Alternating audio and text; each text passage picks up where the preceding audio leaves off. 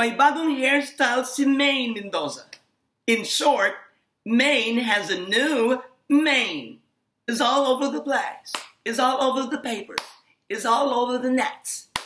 Kanya-kanyang opinion, kanya-kanyang taste. Maraming pumuri, maraming hindi. Una niyang pinakita ito sa kanyang solid Maine Mendoza Fans United, something like that, SMU Thanksgiving party, I think 2 days ago. And everybody was caught by surprise. Some people didn't even recognize her.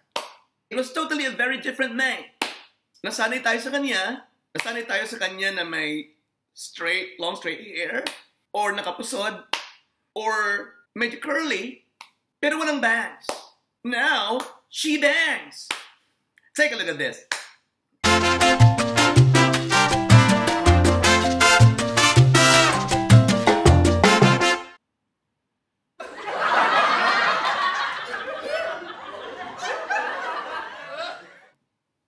Kanina pa ako nagtatry maglagay ng bangs. Talagang hindi bagay.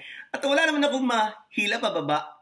Para akong ulaga. Sa amin ang tawag ulaga. Parang syusyunga-syunga. Well, nakita niyo yung kanyang bagong hair. Don't get me wrong.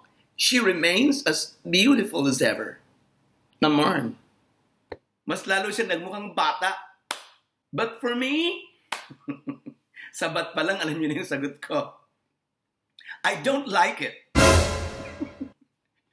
Basta I don't like it. Of course, it doesn't lessen the fact that I find Maine Mendoza beautiful. Kahit siguro kalbo siya eh. Maganda pa rin siya para sa akin. Pero yung curl, yung curly, twirly na hair, I like it. Panahon pa ni Rufa Gutierrez nung siya naging beauty queen, naggagano na siya ng hair. I liked it. I like it. At sa curls na hair ni Maine, kagaya ng sabi ko kanina, I like it. But with bangs, you know, I don't really appreciate it. Maaaring ako old school. Maaaring ako very, how do you call this? Conservative. I just don't like it, period. Hayaan nyo na, minsan lang naman. Ganun lang ako, prangka ako. If I don't like something, of course, I would try to be nice. I'd try to be civil. But I would still, pwede mo naman sabihin you don't like sa isang pamamaraan, hindi ka man makakasakit, di ba? So yung para kay Maine, na new hair, I don't like it. O, di ba, softer? Super na hindi ko yan like. Kung sinabi kong, I don't like it. O yun, medyo talagang 99% talagang ew. But I don't like it. Di mo ano lang. It's not positive para sa akin.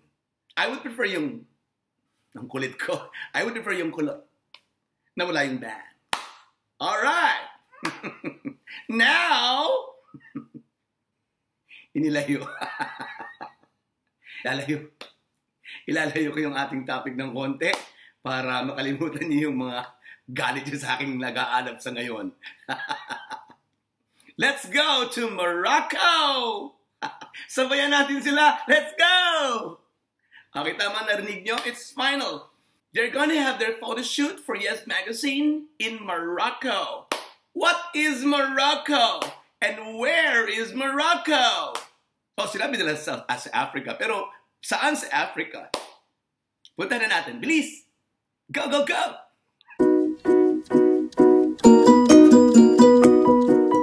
Morocco is headed by a king, and it is only one of 3 countries with Spain and France to have both Atlantic and Mediterranean coastlines. It is an African country, but it's very much near Portugal and Spain.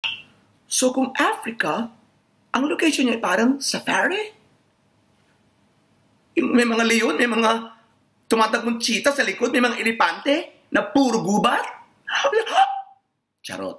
Ang ganda kaya?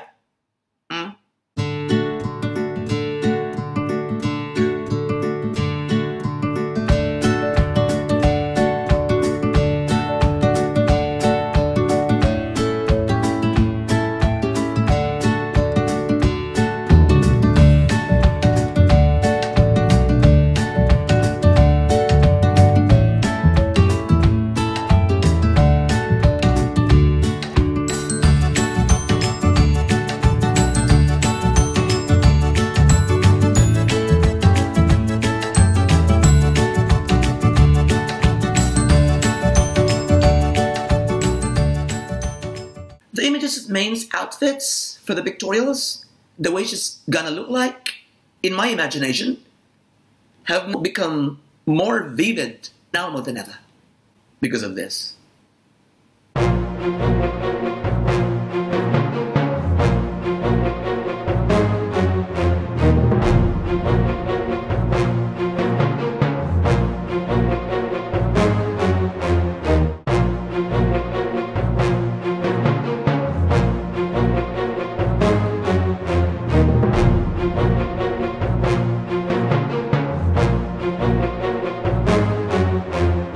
Alright, ang gaganda. Ang sarap suotin nun. Ambisyosa. Alright, so there you have it, ladies and gentlemen. Sabi nga sa mga beauty contest. And before I go, gusto kong ipakita sa inyo yung gusto kong maging hair ni Maine balang araw. Maybe 2 years from now. Pag nagtatakal na siya ng mga major dramatic roles and sophisticated performances. Sarap. Eto ang gusto ko. Try lang.